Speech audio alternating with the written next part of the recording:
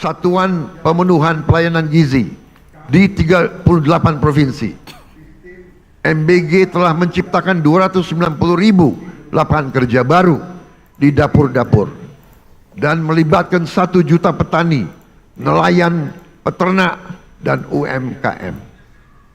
MBG mendorong pertumbuhan ekonomi di desa-desa. Hadirin sekalian, tidak ada negara yang kuat yang tidak mampu memproduksi pangannya sendiri. Oleh karena itu, pemerintah yang saya pimpin bekerja keras untuk memutus ketergantungan pada impor dengan membuka jutaan hektar sawah baru di Kalimantan Tengah, di Kalimantan Barat, di Sumatera, di Papua, dan beberapa daerah lain. Selain melakukan ekstensifikasi, kami juga melakukan intensifikasi. Kami mendorong produksi pangan di desa-desa. Kami memotong birokrasi penyaluran pupuk. Kita salurkan pupuk langsung dari pabrik ke petani-petani dan memberi bantuan alat pertanian kepada para petani kita. Kami juga tingkatkan harga beli gabah menjadi rupiah 6.500 per kilogram agar petani sebagai produsen menikmati keuntungan yang berarti. Hari ini kita surplus produksi beras. Stok cadangan beras nasional kita hari ini lebih dari 4 juta ton. Ini adalah tertinggi selama sejarah NKRI. Untuk pertama kali dalam puluhan tahun Indonesia bisa kembali mengekspor beras dan jagung. Saya perhatikan di mana-mana para petani tersenyum karena harga gabah stabil dan penghasilan mereka meningkat. Untuk melindungi konsumen Indonesia, pemerintah yang saya pimpin akan selalu mewaspadai kecurangan-kecurangan, manipulasi, penipuan, upaya penimbunan, dan menahan distribusi bahan pangan. Pemerintah yang saya pimpin tidak akan ragu-ragu. Kami akan selalu tegas pada mereka yang melanggar aturan, mereka yang mempersulit kehidupan rakyat, mereka yang cari keuntungan gila-gilaan di atas penderitaan orang kecil.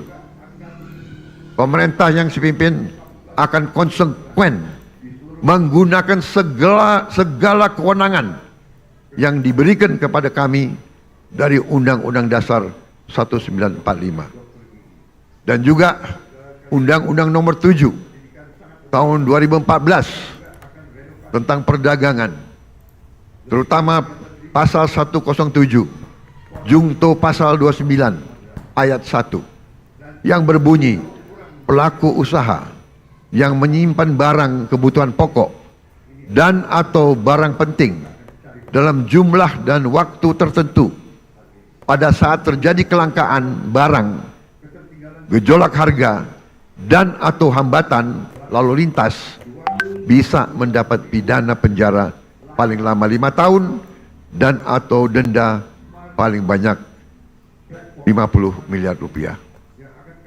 Hadirin sekalian, saya pastikan perusahaan-perusahaan siapapun yang berani manipulasi dan melanggar, kami akan proses hukum. Dan berdasarkan wewenang konstitusional yang ada pada Presiden Republik Indonesia, kami akan sita yang bisa kami sita. Kami akan selamatkan rakyat. Kami akan membela kepentingan rakyat.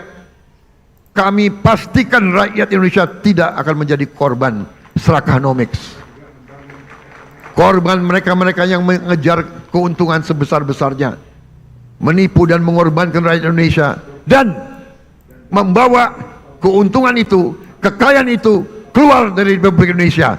Ini harus kita hentikan.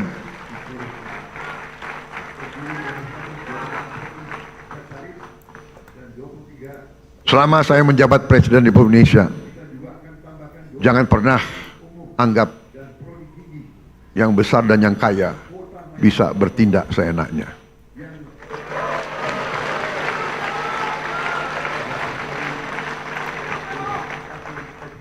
Kami tidak gentar dengan kebesaranmu.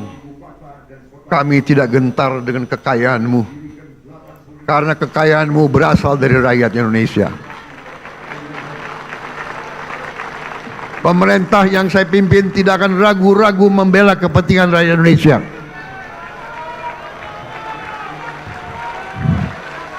Kita akan gunakan Undang-Undang Dasar 1945 pasal 33 yang sudah sangat jelas. Cabang-cabang produksi yang penting bagi negara dan yang menguasai hajat hidup orang banyak dikuasai oleh negara. Ini warisan Bung Karno, ini warisan Bung Hatta, ini warisan Bung Syahrir. Saya yakin mereka berada di atas kebenaran. Atas dasar inilah hari ini saya umumkan,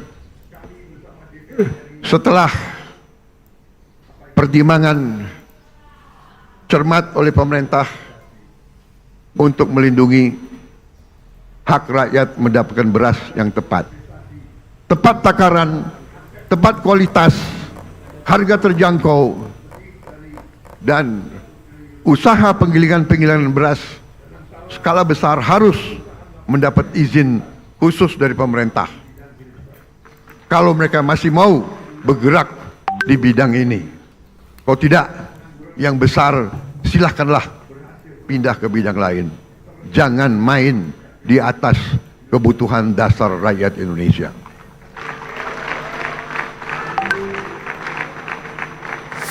Saudara-saudara sekalian,